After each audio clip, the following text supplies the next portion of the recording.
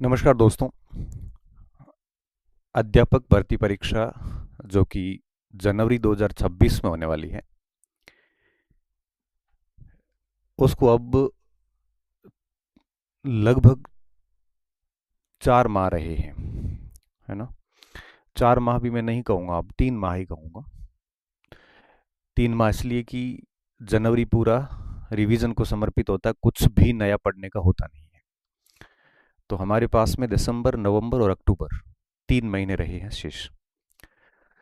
तो 3 महीनों को लेके हमें किन चीज़ों को लेके थोड़ा सजग होना है, किन को लेके जागरूक होना है, इन बिंदुओं पे हम बात करेंगे। क्योंकि परीक्षा के लास्ट के जो महीने होते हैं वो बड़े क्यूरियस होते हैं, मतलब उसको आप कह सकते हो बड़े महत्वपूर्ण होते हैं।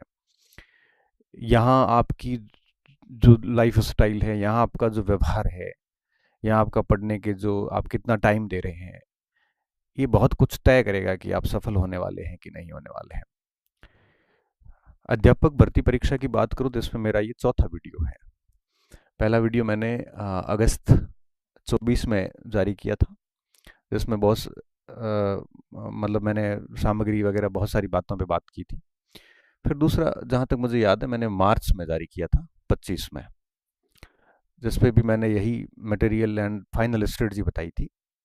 मटेरियल उस समय बताना ठीक भी था, क्योंकि उस समय नया मटेरियल लाके स्टूडेंट पढ़ सकता था। उसके बाद में वापस वीडियो बनाया था अगस्त के अंदर, 2025 अगस्त की भी कोई स्टार्टिंग की तारीख थी, शायद 6 तारीख थी। और अब आज ये है अक्टूबर का सेशन, जिसमें हम 3 माह आगे कैसे व्यवहार करना है इस पे हम बात करेंगे। तो ये मेरा चौथा वीडियो है। एक वीडियो मैं परीक्षा से पूर्व अब करूँगा, या एक आधा और कर सकते हो। तो पूरे भर्ती प्रक्रिया में 5 से 6 सत्र मेरे रहेंगे। तो ये चौथा सत्र है उसमें, क्योंकि मैं सारा हिसाब रखता हूँ कि मुझे किस भर्ती पे कितनी बात करनी है। तो अक्सर होता ये है कि मैं 2 महीने, 4 महीने, 5 महीने में एक बार बीच में थोड़ा सा बूस्ट करने के लिए आता हूँ। वो भी आप लोग जब बहुत सारे मैसेजेस करते हैं कमेंट सेक्शन में, हर जगह पे, तो मुझे थोड़ा सा लगता है कि चला जाना चाहिए। बच्चों को आवश्यकता है हमारी। ठीक है, तो हम एक एक पॉइंट पे अब बात करेंगे। देखिए, सबसे पहली बात, आपके पास में 3 माह बचे हैं। ज़्यादा समय नहीं रहा है आपके पास में, 3 माह शेष रहे हैं। अब ये मत कहना सर अभी तो 4 माह पड़े हैं। तो मैं आपको कहूँगा कि जो जनवरी का महीना है, इस महीने को तो आप भूल जाओ। क्यों? क्योंकि ये महीना नई पढ़ाई का नहीं है। ये महीना केवल और केवल आपको रिवीजन का रहेगा। इस महीने में आपको जो कुछ भी आपने अपनी तैयारी के दौरान पढ़ा है, उसको अच्छे ढंग से रिवीजन करना है। और अभ्यास के लिए जो भी पुरानी पुस्तकें हैं आपके पास में, पीवाईक्यूज की बहुत सारी पुस्तकें हैं आपके पास में, उनको खूब अभ्यास कीजिए। 2-3 घंटे रेगुलर अभ्यास करना जनवरी में, और 7, 8, 10, 12 जितना पढ़ सकते हो उतना आप चीज़ों को याद कर लेना। ये महीना रिवीजन और अभ्यास का महीना है। यह महीना बिल्कुल गायब हो जाने का महीना है, और सीधा प्रवेश पत्र लेकर एग्ज़ाम देने के लिए निकलो, ये वो महीना है। इस समय सारी गतिविधियां छोड़ के सिर्फ ये 2 गतिविधियां करनी चाहिए। ये महीना बिल्कुल भी यूट्यूब की दुनिया पे जाने का नहीं है।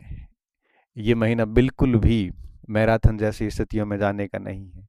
ये महीना सोशल मीडिया के ऊपर माहौल बनाने का नहीं है। ये महीना ऐश मौज करने का नहीं है, आराम करने का नहीं है। ये महीना सिर्फ और सिर्फ आपके इस चीज़ का है। अगर कोई स्टूडेंट इस महीने को इसके इतर कुछ करता है, तो मान के चलिए कि वो असफल होगा, और बाद में वो सिस्टम को दोष देता हुआ नजर आएगा।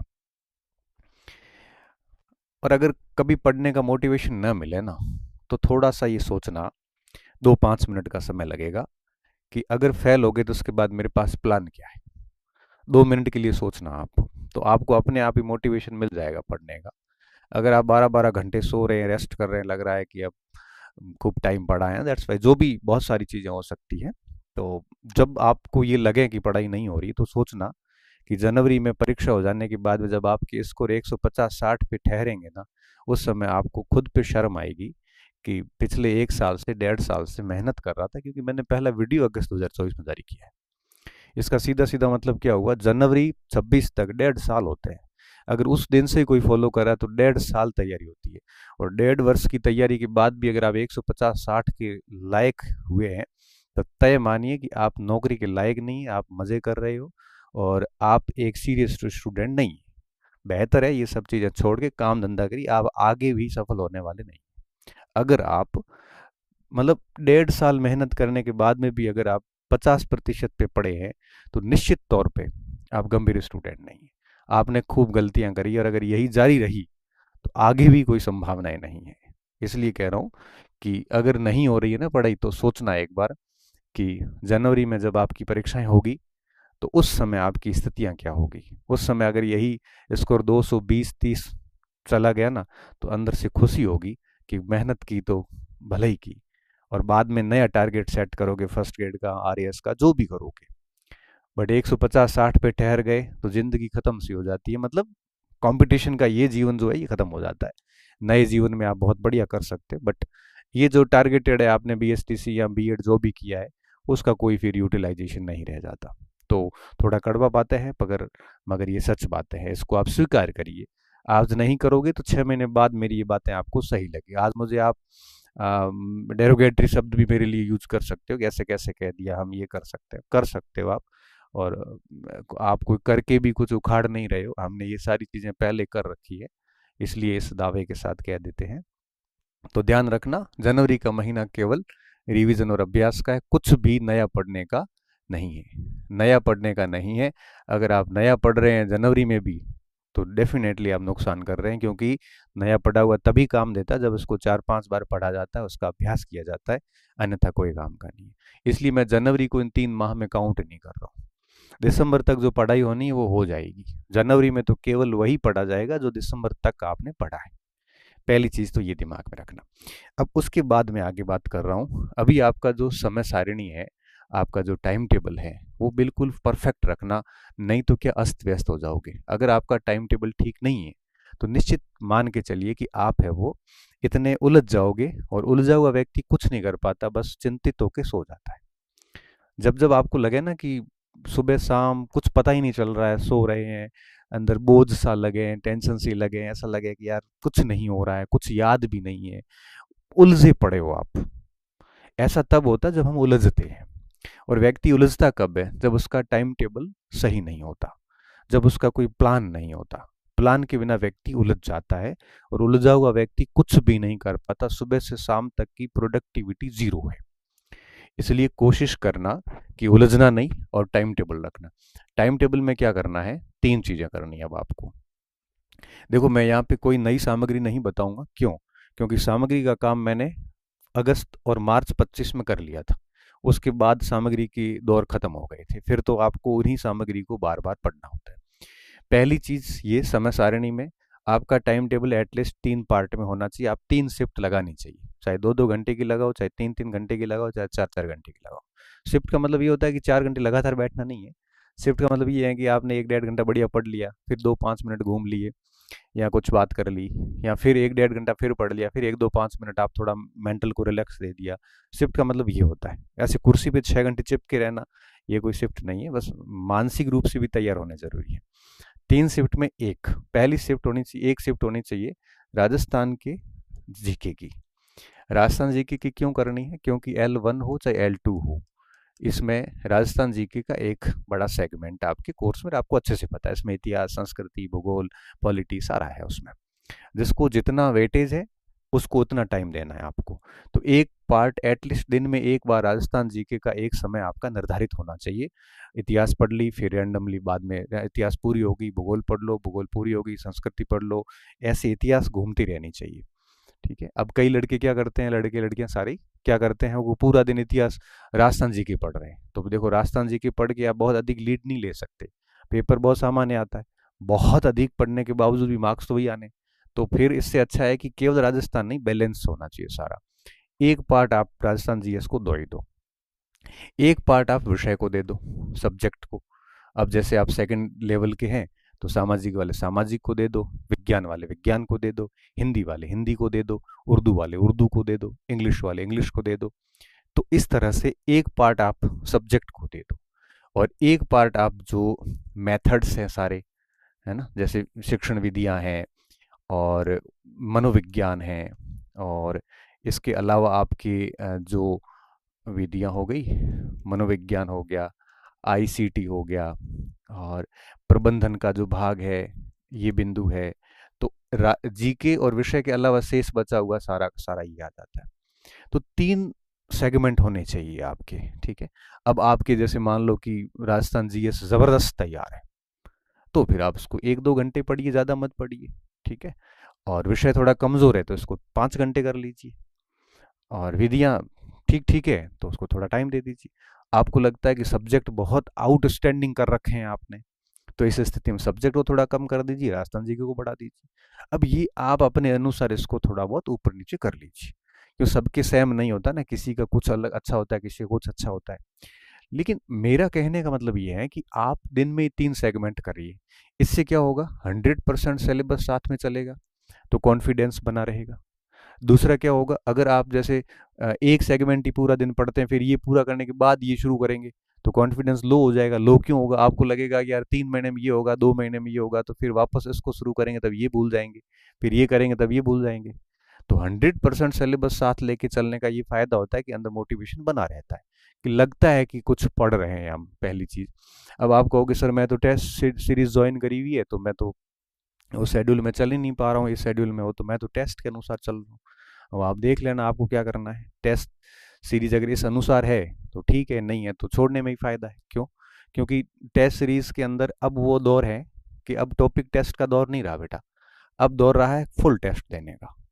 और मैं तो ये कहूँगा कि 15 दिसंबर या उससे पहले तक कोई भी टेस्ट सीरीज है तो छोड़ दीजिए आप।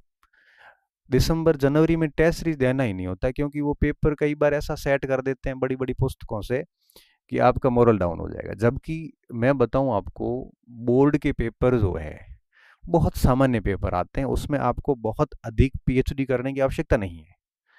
आप माध्यमिक शिक्षा बोर्ड की किताबों पे रहोगे ना, जैसे विज्ञान है L2 का, L2 के विज्ञान के जो टॉपिक है, वो बच्चा अगर 10th तक की किताबें और कुछ टॉपिक 11th 12th में भी है, उतना कर लेंगे ना, उसका एक भी प्रश्न सब्जेक्ट से बाहर नहीं जाना है। एसएसटी की भी सेम स्थितियां हैं, जो टॉपिक नहीं मिल रहे हैं वहां बोर्ड में, वो कोई गाइड से पढ़ लो आप, ठीक है ना। तो आपका पूरा टारगेट जो है वो बेसिकली 6th और 10th तक रहना चाहिए, और जो टॉपिक 11th 12th में मिलते हैं थोड़ा बहुत उन पे जाना चाहिए। आपको बहुत बड़े बड़े ग्रंथ लाके उसमें उलझना ही नहीं, बिल्कुल। राजस्थान जीके हो, चाहे सब्जेक्ट हो, चाहे विधियां हो, आप अपनी सामग्री रखो पास में, और जो सामग्री आपके पास ऑलरेडी है आपने पढ़ी, उसी को पढ़िए।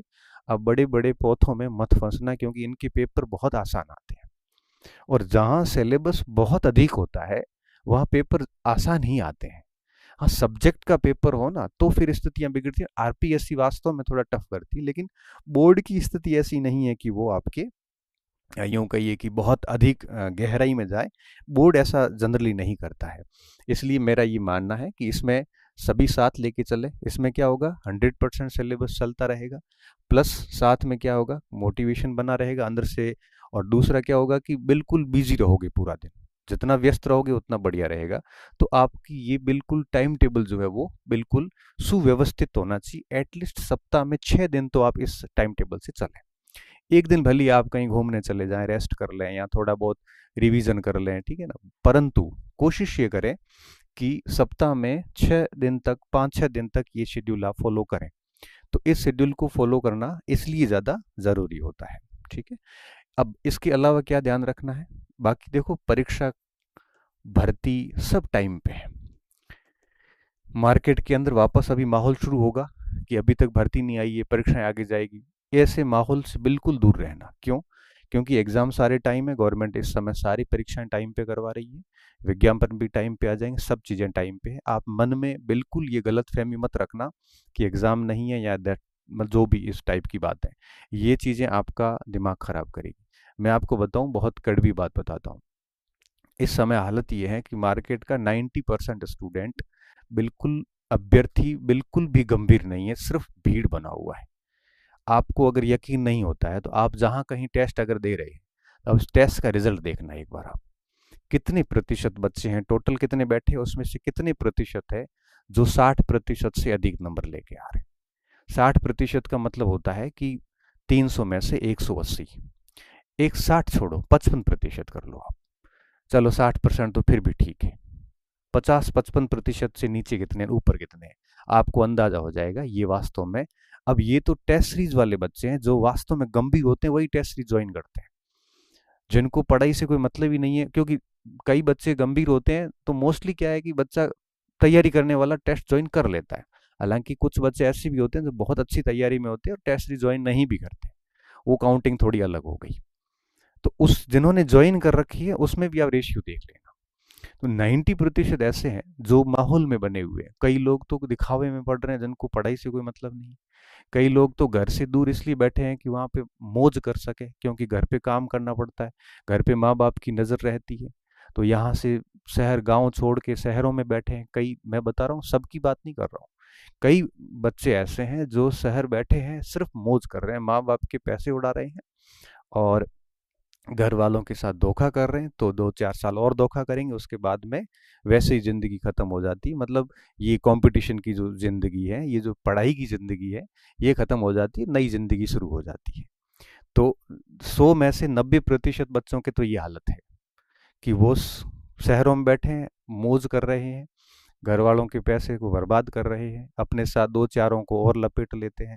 और ये बात लड़के और लड़कियों दोनों पे बराबर लागू होती है, क्योंकि पास में रहेंगे तो मॉनिटरिंग रहती है, नज़र रहती है। इससे छोड़ छुड़ा के कोई सूरतगढ़ चला गया, कोई जयपुर चला गया, और कोई बाड़मेर आ गया है, कोई जोधपुर चला गया। कई बच्चे पढ़ते हैं बहुत, जयपुर बैठे पढ़े पागलों की तरह मेहनत करते हैं, सूरतगढ़ में भी मेहनत करते हैं। और उसी सूरतगढ़ के अंदर 100 में से आप छांट के देख लो, 10-12 ढंग से पढ़ रहे हैं, 80-90 मौज कर रहे हैं, उन्हीं पे मार्केट चल रहा है।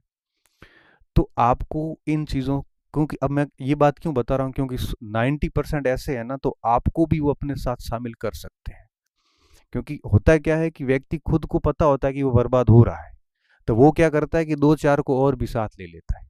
तो बहुत ब्राइट बच्चे मैंने बर्बाद होते हुए देखे हैं, क्योंकि ये जो अच्छी लगने वाली चीज़ें होती है ना, वो हमेशा खराब रास्ते पर चलती है।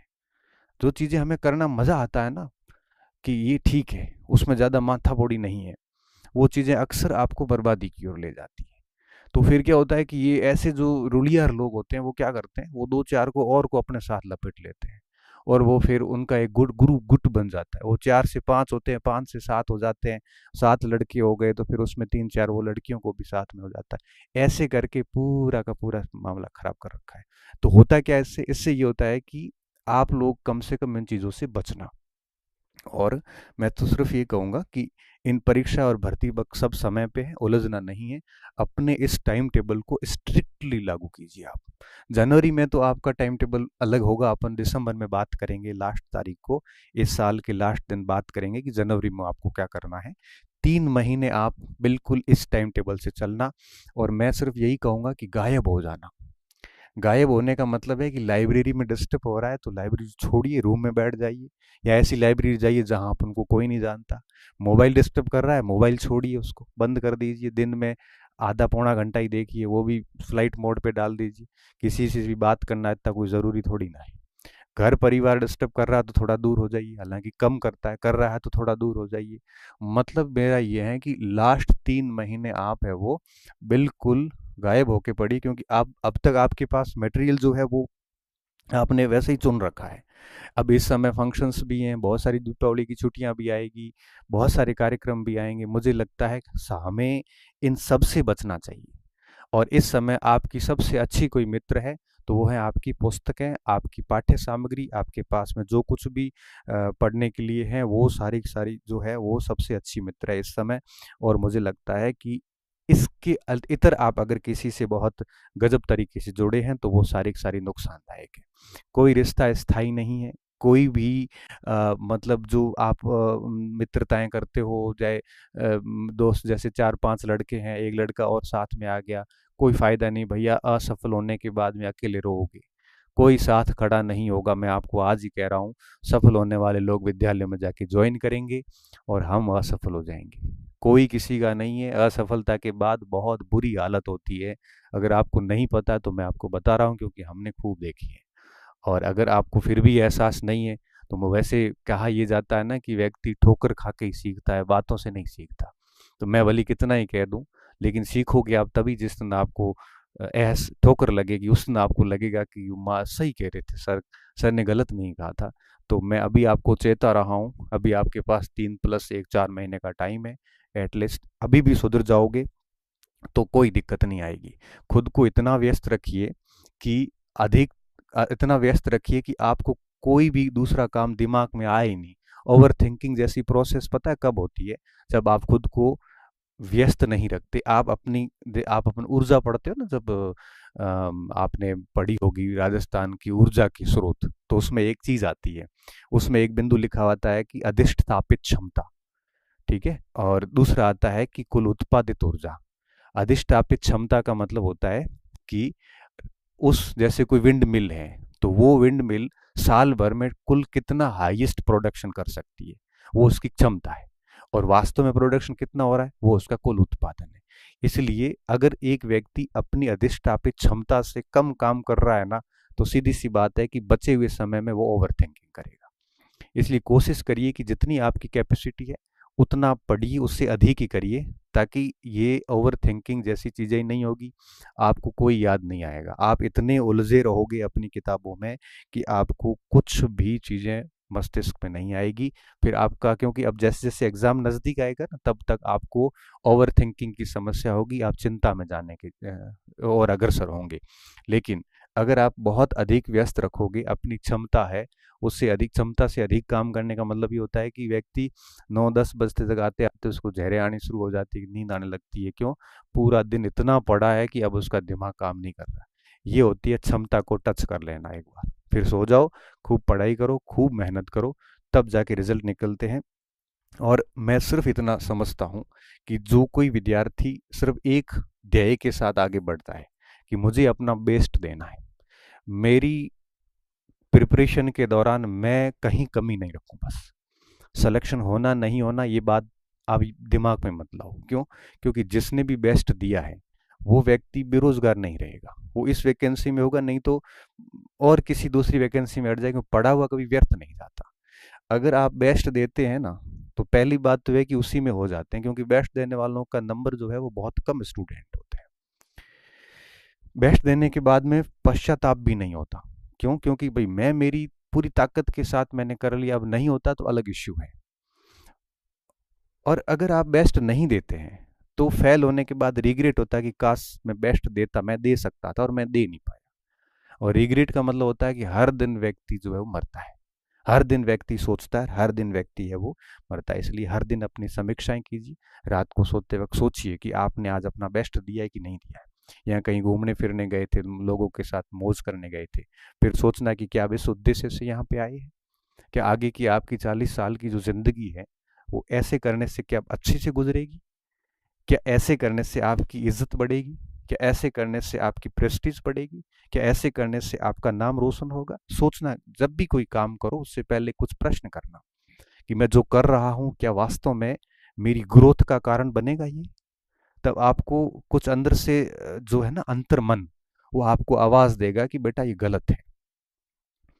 आप कोई गलत काम करने जा रहे हैं, तब भी जैसे कोई भी काम करने से पहले सोचना, 4 प्रश्न पूछना कि क्या ये कार्य मेरे जीवन को आगे ले जाएंगे? क्या इन कार्यों से मेरा नाम, मेरे परिवार का नाम, समाज प्रतिष्ठा बढ़ेगी या घटेगी? इस काम से हो सकता है इस समय आपको आनंद मिल रहा हो, लेकिन क्या ये काम आपको बेस्ट पॉजिटिव रिजल्ट देगा? और इन प्रश्नों के उत्तर हर स्टूडेंट को पता होता है। इसलिए मैं कह रहा हूं कि जब भी कोई काम करो एटलीस्ट कुछ प्रश्न खुद से करिए। आप बच्चे नहीं रहे अब आप। और खुद को खूब व्यस्त रखिए और हर दिन खुद की समीक्षा कीजिए कि आज मैंने जो कुछ किया है वो क्या मैं वही करने यहाँ पे आया हूँ? अब जैसे किसी बच्चे ने 12 घंटे पढ़ाई करी, अब वो क्या प्रश्न करे? वो एक यही करने आया हूँ, यही करने आया हूँ, बस उत्तर एक ही जवाब में मिल गया। अगर वही उसका कोई साथी है, कोई पार्टी करने चला गया है, कहीं क्लब में चले गए, नाइट आउट करने चले गए, अब वही स्टूडेंट जब ये पूछेगा मैं क्या ये करने आया हूँ, क्या मैं इसीलिए मेरे माँ बाप वहां परेशान होकर पैसे भेज रहे हैं, क्या ये करना मेरे आगे भविष्य के लिए, ये काम करने के लिए बाद में समय है आपके पास में? तो इतना ही कहूंगा कि हर दिन अपना जो है वो आप दीजिए, बेस्ट दीजिए। और इन सारी चीज़ों से बच के रहिए। जितना आप इस चकाचौंध भरी महानगरों से, चकाचौंध भरी दुनिया से बच के रहोगे, उतना ही बाद में आप जो है वो लाइमलाइट में आओगे। और अभी आप अगर ये सब ऐश मौज करते हो तो कोई रोकने वाला नहीं है। मैं तो कौन कहने वाला, मैं तो ठीक है आ, ऐसा शिक्षक हूँ जो खरी खरी खरी कह देता हूँ, और मैं वही कहता हूँ जो मैं देखता हूँ। मैं कभी भी आदर्शवादी बातें नहीं करता। मैं निकटता से जो चीज़ें देख रहा हूँ, ऑब्जर्व करता हूँ, नोटिस करता हूँ, उसके बाद बोलता हूँ, क्योंकि स्टूडेंट लाइफ से मैं भी गुजरा हूँ। तो मुझे पता है क्या होता है। हालांकि हमारे पीढ़ी अलग थी थोड़ी सी, अब थोड़ी पीढ़ी अलग है, तो अब थोड़ी और ख़राब चीज़ें होने लग गई हैं। तो इसलिए मैं बार बार चेताता हूँ, संकेतों में बात करता हूँ। समझने वाले समझ जाते हैं, नहीं समझने वाले नहीं समझते, और कई बार समझ के भी असमझा, या क्या बोलते हैं उसको, वो करना भी जानते हैं कई सारे लोग। तो मुझे कोई फ़र्क नहीं पड़ता, क्योंकि आपकी नौकरी से मुझे कोई सैलरी नहीं मिलने वाली, आपकी नौकरी से मेरा कोई फ़ायदा नहीं है। लेकिन मैं फिर भी कहता हूँ, क्योंकि अगर मेरे कहने से कोई यहाँ से 500-700 किलोमीटर दूर बैठे गाँव के किसी बच्चे को प्रेरणा मिलती है, या उसको मार्गदर्शन मिलता है, या उसको सही राह मिलती है, किसी की आंखें खुलती है, मैं कहता हूँ एक वीडियो से अगर 10 बच्चे भी सुधार लाते हैं तो मेरा कहना सफल हो जाता है और आपका सुनना सफल हो जाता है। इसलिए ये सारी चीज़ें हैं। तो मैं मेरी बात को समसप करता हूँ, लास्ट में शॉर्ट में वापस कह देता हूँ कि 3 महीने शेष हैं। बढ़िया सा शेड्यूल बनाएं, और इस शेड्यूल को 3 पार्ट में बांट दें। एक टाइम जीके को, सब्जेक्ट को, और इनको विधियों को दें। किसको कितना टाइम देना ये आपकी क्षमताओं के ऊपर है। किसी का जो कमज़ोर है उसको टाइम अधिक दें, और जिसका किसी का कोई मजबूत है उसको थोड़ा टाइम कम दें। मतलब ऐसा नहीं टाइम नहीं देना, दे। और हाँ, सिलेबस का 100% भाग पढ़ के जाना, छोड़ना कुछ नहीं है। कोशिश तो ये करनी है कि अब कुछ भी ना छूटे। ठीक है, कोई 2-5 नंबर का कोई छूट जाता है तो अलग इश्यू है। बाकी 300 में से कोशिश करो कि 280-90 का सिलेबस 90 तक का पढ़ा हुआ हो। और ठीक है, उसमें कोई मजबूत होगा, कोई कम होगा, अब छोड़ के जाने जैसी स्थिति नहीं है यहाँ पे। कोशिश ये करिए, प्लस साथ में कोशिश ये करिए कि अभी जो सामग्री आप पढ़ रहे हो उसी को कंटिन्यू रखिए, कोई नई सामग्री नहीं लाए। टेस्ट की जहाँ तक बात है तो मैंने कहा आप दिसंबर के अंदर टेस्ट सीरीज छोड़ देना। कर मुझे नहीं पता कब कौन सी पूरी हो रही है, तो दिसंबर जनवरी में टेस्ट की बजाय बहुत सारे पीवाई क्यूज वगैरह है, वो ज़्यादा से ज़्यादा आप सॉल्यूशन करोगे और अभ्यास करोगे तो फ़ायदा रहेगा। बुकलेट्स वगैरह जो कल्चर चल रहा है, तो आप डबल मटेरियल मत रखिए। अभी आप तय कर लीजिए कि आपको क्या पढ़ना है। एक एक सामग्री तय करके वो अपनी टेबल पे रख लीजिए, और उसी को बार बार आप रिवीजन करिए। बड़े पौधे ग्रंथों में फंसने की बजाय माध्यमिक शिक्षा बोर्ड की पुस्तकों पे विशेष ध्यान दें सब्जेक्ट के लिए तो। और जीके के लिए आपको एक आदि गाइड वगैरह जो भी आप पढ़ रहे हो उसको कंटिन्यू रखिए। बड़े बड़े ग्रंथों में मत उलझना। मैं बस ऐसी ये बात मैं बार बार क्यों कह रहा हूँ, क्योंकि टेस्ट सीरीज के प्रश्नों का लेवल कई बार ग्रंथों का होता है, आरपीएससी का होता है। उसको देख के हमें हमारी जो अध्ययन की शैली है उसको बिल्कुल नहीं बदलना। उसको बदलोगे तो लॉस ही लॉस है, उसमें फायदा कुछ भी नहीं है। बोर्ड के पेपर, बेसिक पेपर आते हैं, कोई टफ प्रश्न आता है, 2-4 होते हैं, तो वो भी पकड़ में आ जाते हैं अगर किसी की समझ अच्छी है तो। साथ में परीक्षा भर्ती जैसे मुद्दों पे बिल्कुल चर्चा मत करो, अपना 100% देना। साथ में जितना बेस्ट दे सकते हो, कैसे बेस्ट देना वो भी मैंने आपको बता दिया। खूब सारा व्यस्त रहिए, गायब हो जाइए 3-4 महीने के लिए, बिल्कुल किसी से कोई बात नहीं, बहुत अधिक संपर्क नहीं, अपने काम पे ध्यान दीजिए। और अपने मार्क्स वगैरह जो है, अब आप कहोगे सर आप तो कह रहे हो कि 50% से नीचे वाले जो है वो सीरियस नहीं है, हम तो खूब पढ़ रहे हैं, हमारा स्कोर इतना नहीं आ रहा है। तो बड़ा सोचने वाली बात है, क्योंकि एक एक साल से पढ़ने के बाद में 50% स्कोर नहीं हो रहा है, तो फिर कोई न कोई गड़बड़ वाली मैटर है। अब वो गड़बड़ पहचानिए, क्या गड़बड़ है मुझे नहीं पता ये। और नए पढ़ना करना कुछ नहीं है। बाकी लास्ट जनवरी में क्या करना है वो मैं आपको 31 दिसंबर को वापस एक लास्ट वीडियो बनाऊंगा अध्यापक के लिए। ये सारी चीज़ें करनी है। अब मुझे लगता है कि मैंने काफ़ी कुछ चीज़ें बोल दी हैं। तो टेस्ट सीरीज का भी मैंने बोल दिया, नवंबर तक जितने आप देने हैं दे दो भली, दिसंबर से फिर आप टेस्ट मत देना, मेरा ये सुझाव है आपको। और नवंबर तक दे दो जो भी देना है, और आज ही मटेरियल फाइनल कर दो। जो किसी को बुकलेट पढ़नी है बुकलेट पढ़ लो, कोचिंग का पढ़ना कोचिंग कर लो, जो भी आप पढ़ रहे, कोचिंग करना नहीं, कोचिंग की मैटर, कोचिंग करना इस समय तो मूर्खता है। तो आप फाइनल कर देना किस पार्ट के लिए क्या पढ़ना है, और उसके बाद इस शेड्यूल के अनुसार 3 महीने दबा के चलिए आप बढ़िया तरीके से। मैं तो यही कहूँगा कि 3 महीने में कहीं भी घर वगैरह जाने की भी आवश्यकता नहीं है। बीच में दीपावली आएगी, 5-7 दिन बर्बाद करोगे, तो आप जितने दिन बर्बाद करते हो उतने दिन आप अपने साथियों से पीछे रहते हैं, तय बात है। तो कोशिश करो कि, मुझे लगता है कि परीक्षा दे के अब घर जाना चाहिए। कोई इमरजेंसी होती है तो 1-2 दिन अलग बात है, बाकी प्रयास करिए कि आपका एक दिन भी खराब ना हो। एक एक दिन, एक एक घंटे, एक एक मिनट का गजब इम्पोर्टेंस होता है। तो इन्हीं बातों के साथ मेरी बात ख़त्म कर रहा हूँ। और जहाँ कहीं भी कोई और भी आपको कोई पॉइंट्स लगता है तो मैसेज उसमें डाल देना कमेंट सेक्शन में, कोशिश करूँगा कि उसका समाधान करूँ। और बाकी मेरा विद्यार्थियों के अलावा किसी से कोई मतलब नहीं है, ना अपना किसी संस्थाओं से मतलब है, किसी से कोई मतलब नहीं। हाँ, स्टूडेंट मुझे अच्छा लगता है और मैं चाहता हूँ कि मैं उनको सही रास्ता समय समय पे दिखाता रहूँ। इस वजह से ये सारे सेशन है वो ले लेता हूँ। बहुत बहुत धन्यवाद विद्यार्थियों, अच्छे रहिए, मस्त रहिए, पढ़ते रहिए और अपना बेस्ट देते रहिए।